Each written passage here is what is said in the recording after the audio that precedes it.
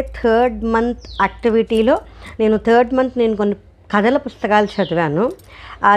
అంటే నాకు మామూలుగా పేదరాశి పెద్దమ్మ కథలు కానీ, అమ్మమ్మ కథలు కానీ, బేతాళ కథలు కానీ, అలాగే తర్వాత మర్యాద రామన్న కథలు, తెనాలి రామకృష్ణ కథలు అవి ఉంటాయి కదా. ఇలాంటి కథలు అంటే నాకు చాలా ఇష్టం అన్నమాట. నా దగ్గర పుస్తకాలు కూడా చాలా ఉండేవి. ఇంకా చాలా పుస్తకాలు హైదరాబాద్లో ఉండిపోయాయి, నేను తెచ్చుకోలేదు. ఏవో కొన్ని పిల్లలకి అవసరం అనిపించే నీతి కథలు, అలాంటి మంచి మంచి పుస్తకాలు ఉంటాయి కదా, కొంచెం స్పెషల్వి, అవి మాత్రం నేను తెప్పించుకున్నాను. మర్యాద రామన్న కథల గురించి ఈ వీడియోలో నేను మాట్లాడుతున్నాను. మీరు ఈ వీడియో చూస్తే కనుక నేను ప్రెగ్నెన్సీ సిరీస్లో చాలా వీడియోస్ చేశాను. ఒక్కసారి వెళ్ళి ఆ వీడియోస్ కూడా చూడండి, అన్నీ ఒక ప్లేలిస్ట్లో పెడతాను. మీకు ఏమనిపించిందో ఒక కామెంట్ రూపంలో చెప్పండి.